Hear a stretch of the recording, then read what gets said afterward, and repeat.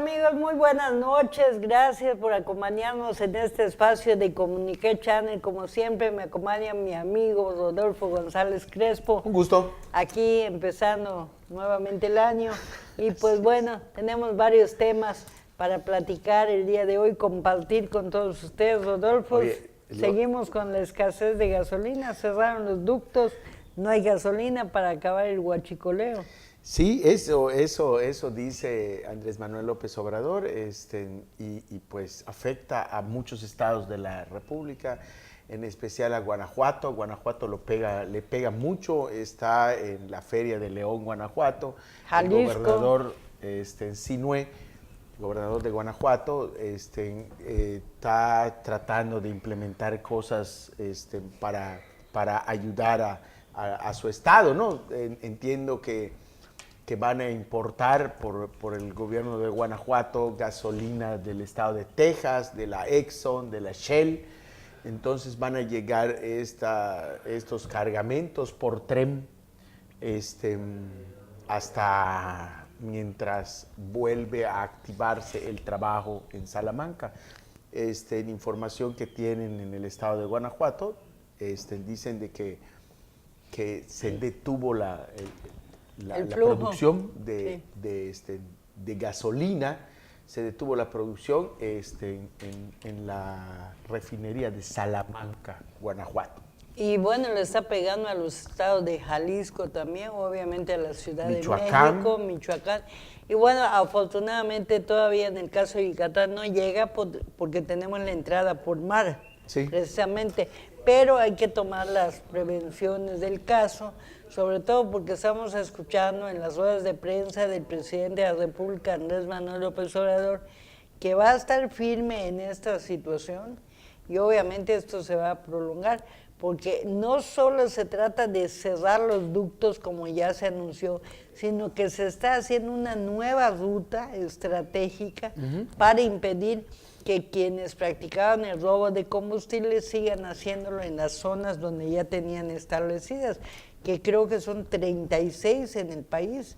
Entonces era muy difícil ir combatiendo de una en una esos ductos ya sobornados de gasolina, y prefirieron cerrar los ductos para impedir que se sigan robando el combustible mientras se organice la nueva ruta estratégica y tecnológicamente por parte de Pemex y de la Secretaría de Energía. Pero ¿qué está pasando?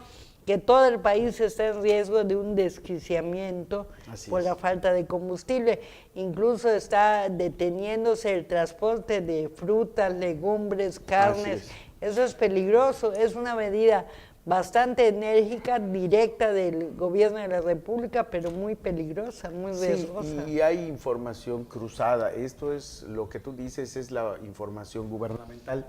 Otra información dice de que desde a la llegada del gobierno de Andrés Manuel, precisamente el Universal publica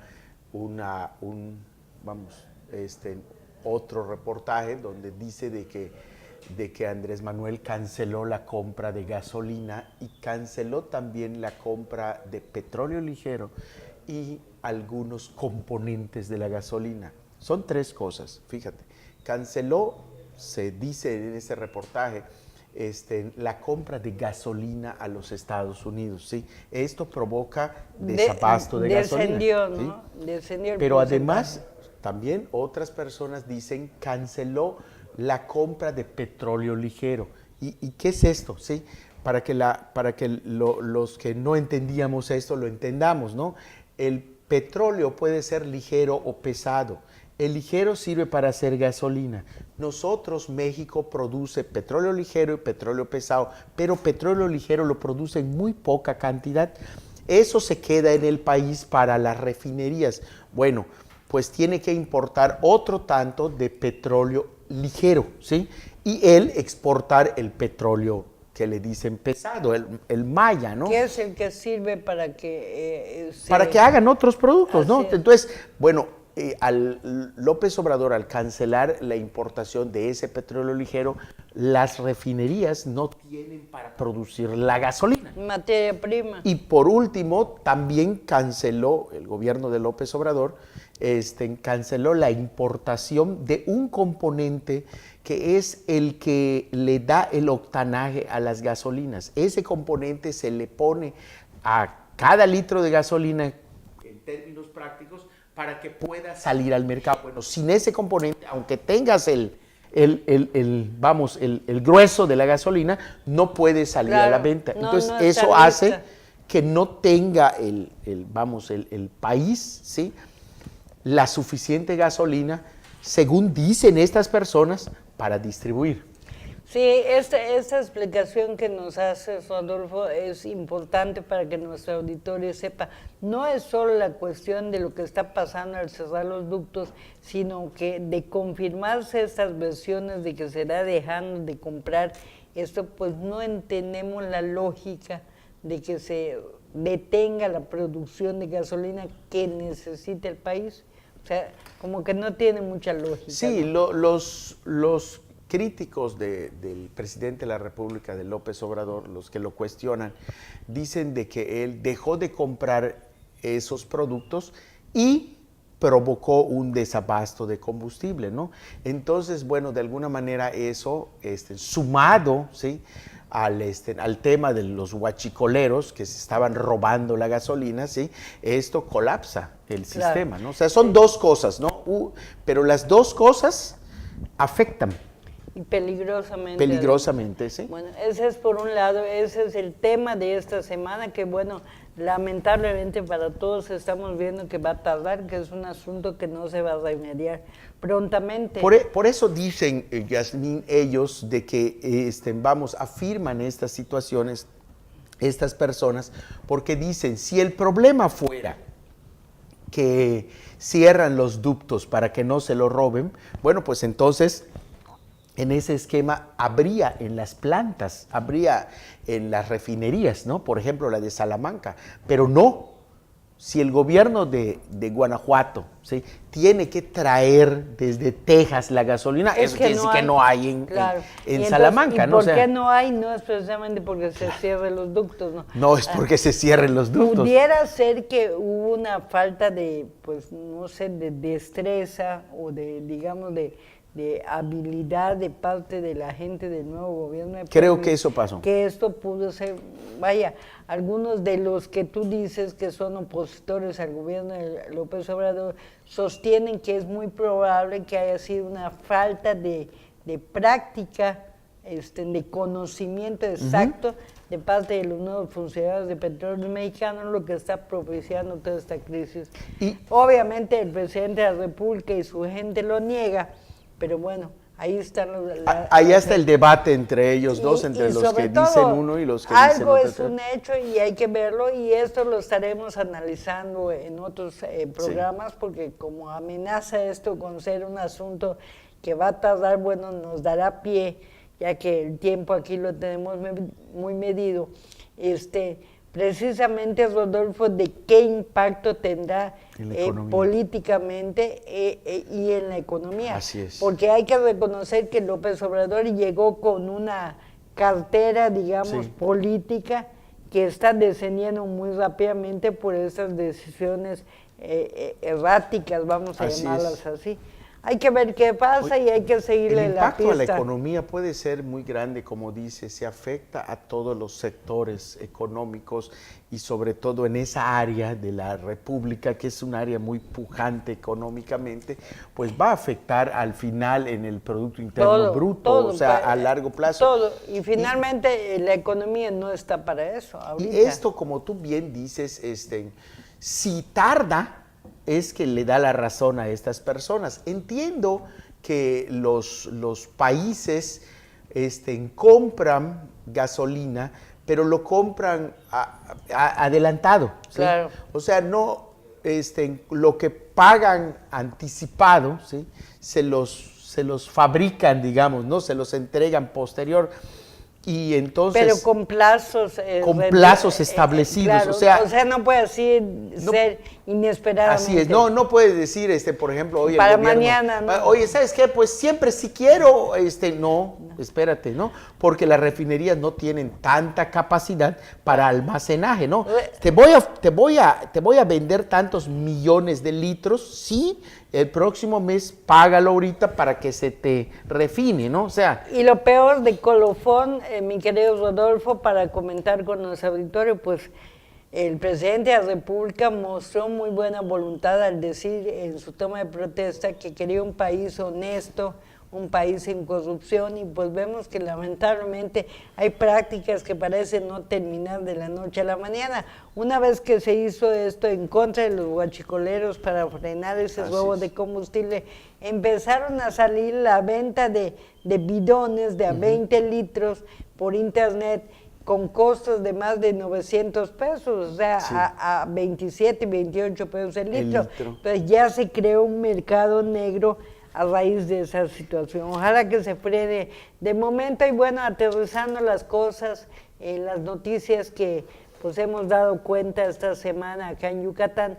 tenemos que el gobierno del PAN, de Mauricio Vila Dosal, presentó finalmente ya el día de ayer lunes 31 denuncias ante lo que es la Auditoría Superior del Estado y también ante la Fiscalía General del Estado, una de ellas por 537 millones de pesos aproximadamente, y otras más por la falta de bienes muebles del gobierno anterior de Rolando Zapata Bello. Y también les comentamos, Rodolfo, que casi 1 o 2 horas antes que ocurriera este procedimiento ante las instancias jurídicas y legales, el exgobernador de Yucatán, Rolando Zapata Bello, sacó un video en redes sociales donde prácticamente advierte y se defiende, por llamarlo de alguna manera, de estas presuntas acusaciones, diciendo que su gobierno fue responsable, honesto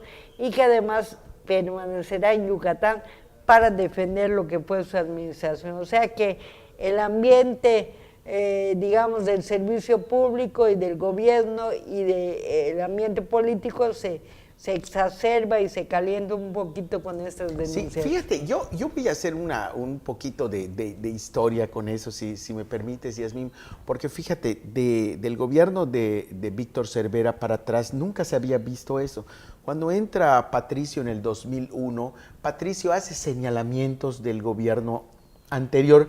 Sin embargo, no sé si tengas... Que era de Víctor Cervera, ¿no? Que era el de Víctor Cervera, y Víctor Cervera para atrás nada, ¿no? Y los gobiernos del PRI anteriores nada, ¿no? Entonces, cuando entra Patricio, sí hace señalamientos del gobierno de Víctor Cervera, pero no recuerdo que haya establecido, interpuesto denuncia alguna. O sea, sí lo dijo en campaña, sí lo dijo en gobierno, pero no hubo denuncias. Posteriormente entra Ivonne. Cuando entra Ivonne sí hace denuncias contra el gobierno, contra los que estaban en el gobierno de Patricio, contra el gobierno panista de Patricio, entra el gobierno priista. Cuando pasa lo de la detención del Teclas, aquel señor de los postes, Rocari, ¿sí? Entonces sí hay algunos detenidos de la administración, digamos, vamos a ponerlo partidistamente, panista del gobierno de Patricio, ¿sí? Claro. Hay algunas denuncias. Después eso lo hizo el gobierno priista de Ivonne, vamos a ponerlo partidista, para que lo entendamos todos, ¿no? Después viene el gobierno de Rolando. Cuando llega el gobierno de Rolando, Rolando dice, se va a acabar el despilfarro, se va a acabar el dispendio, y va a ser honesto esto, o sea, dando a entender de que en el gobierno de Ivonne no fue honesto, hubo despilfarro y hubo dispendio, ¿no? Por lo menos dejó ahí la sospecha, ¿no? Bueno, él lo dijo, ¿no? O sea, la presunción, eso, él lo dijo, no nosotros lo estamos diciendo.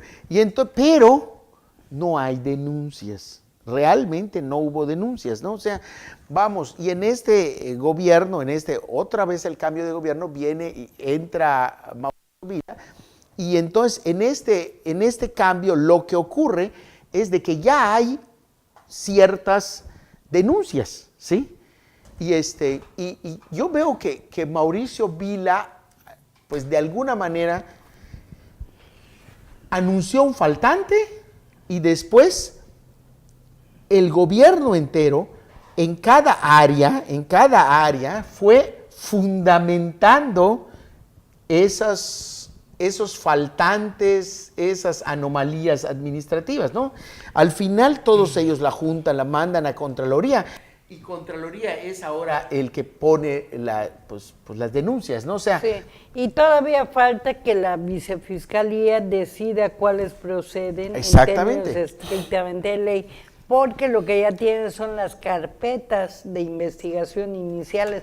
Pero bueno, lo que estamos observando es que sí va a haber alguna situación de índole estrictamente legal en contra de estos manejos, perdón, digamos supuestamente irregulares hasta ahorita. Pero bueno, eso también, mi querido Rodolfo, y para que nuestro auditorio esté en contexto, pues va a cambiar lo que es la correlación de fuerzas políticas en Yucatán, en lo que se vuelve una disputa gobierno anterior del PRI, gobierno presente del PAN. Así es. Esos son dos factores. Y por otro lado, también hay que decirlo, todo esto ocurre en momentos en que la exgobernadora de Yucatán, Ivonne Ortega Pacheco, reasoma en la escena política estatal después de mucho tiempo de ausencia. Sí.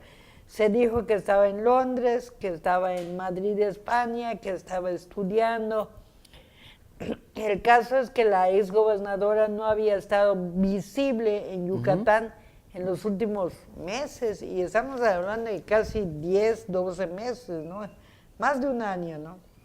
Ella no estuvo en las elecciones federales, no, así es. O sea, se la pasaba, o sea, estuvo, decían en Londres, no sé si, pero... Solamente recordamos que regresó a su natal Semul hace unos meses, cuando falleció su señora madre, doña Isabel Pacheco, y estuvo acá, y después se regresó. Al parecer estaba estudiando una carrera como parte de su proceso académico en Madrid, España.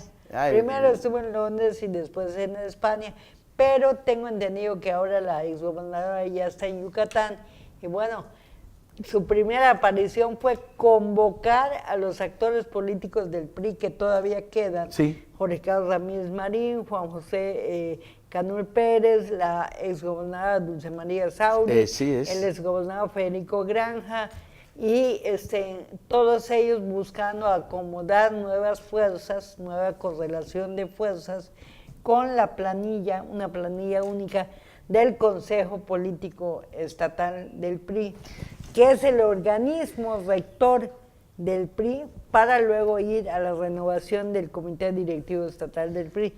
¿Qué me llama la atención de esto, Rodolfo, y lo comparto contigo y con nuestro auditorio? Que al parecer, dicen por ahí, que la convocatoria del PRI para integrar la planilla del Consejo Político Estatal se publicó el domingo pasado en una página de internet perdida en el espacio, en el que los priistas de peso no se habían enterado. O sea, más bien dicen ellos de que se publicó y el PRI... Y había un madruguete por allá. Bueno, todo esto es lo que dicen dentro del PRI, ¿no? O sea, dentro del PRI dicen aclaración antes de... No pedida. Dicen que el Rolando Zapata maneja siempre el PRI. Entonces, ellos sacaron la convocatoria y la guardaron, ¿sí? Claro. Entonces, al parecer, Ivonne Ortega, con sus amistades en México, se enteró de que esa convocatoria ya había sido emitida, ¿sí? Ivonne Ortega, dicen que descubre, ¿sí?, esto y obliga al informarlo a que todos se enteren. Pero también ella viene y convoca a un grupo de, digamos que de priistas connotables, que no son afines al exgobernador Rolando Zapata. Aclaración, Rodolfo, eran afines al exgobernador. Algunos sí. Sí, pero ahorita ya dadas las circunstancias, pues prácticamente esto dejó prácticamente solo al exgobernador Rolando Zapata Bello. Y bueno, como decíamos al principio de este comentario, Rodolfo, lo que está pasando es que va a haber un nuevo reacomodo. Y hay que decir una cosa, ya se habla en el seno del priismo la posibilidad de que ante lo que está haciendo Ivonne Ortega de reciclar o reaglutinar a las fuerzas políticas. Me gusta eso de reciclar. De Yucatán, pues para elegir al Consejo Político Estatal y después al nuevo presidente estatal del PRI, sería probable, no remoto, que Ivonne Ortega pudiera tener una aspiración mayor buscando la dirigencia nacional del PRI. ¿Cómo lo ves? Es muy probable. Ella ha jugado en la cancha nacional y precisamente en la cancha nacional ella ha tenido buenos resultados. Yo creo que sí, y sus alianzas en lo local pueden ayudarla para el tema nacional. Es muy interesante, ¿no? Sí, yo creo que Ivonne Ortega es una política que polariza, ¿no? El 50% de la gente la quiere y el otro 50% como que no tanto. Y bueno, el caso es que su regreso eventual a la escena política, a la palestra política, pone al priismo, como un competidor todavía electoralmente hablando. Todo esto que se está haciendo, desde luego, es para buscar, pues, jalar adeptos y impedir que ahora hay una fuga de priistas que ya empezaron a irse a Morena. Es correcto. O al PAN, incluso. Y bueno, pues recomponerse y pensar en aspirar a algo más en el 2021, que serán las elecciones intermedias. Hay que decir, Rodolfo, que el priismo tiene su mayor reto en la alcaldía de Mérida, donde en las elecciones del 1 de julio perdió por 81,000 votos aproximadamente. La siguiente elección va a ser diputados federales, diputados locales, alcaldías, y pues va a ser un escenario para todos los partidos complicado, ¿no?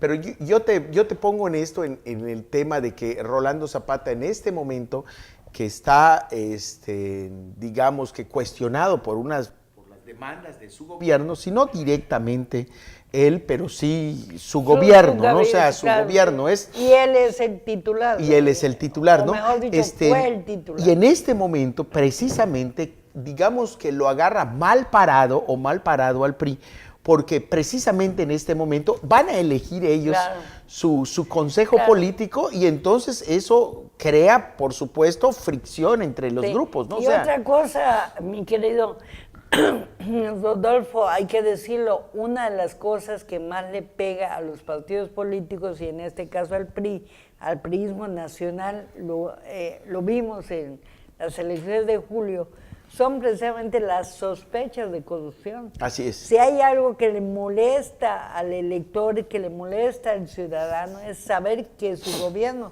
pudo haber incurrido en corrupción. Así es, Entonces, yo creo que esto va a ser una connotación, y bueno, yo creo que la luna de miel que vimos entre el gobernador saliente Rolando Zapata Bello y el gobernador entrante Mauricio Vila Dosal está a punto de acabar. Así es. Bien, pues ya el tiempo se nos agotó. Disculpen ustedes un poquito la ronquera, pero estos climas fríos aquí en Yucatán nos afectan. Rodolfo, un placer saludarte como siempre. Y a usted, estimado auditorio, gracias por acompañarnos. Los invitamos que la próxima semana nos sintonicen en Comunique Channel, aquí con opinión para todos ustedes. Muy buenas noches.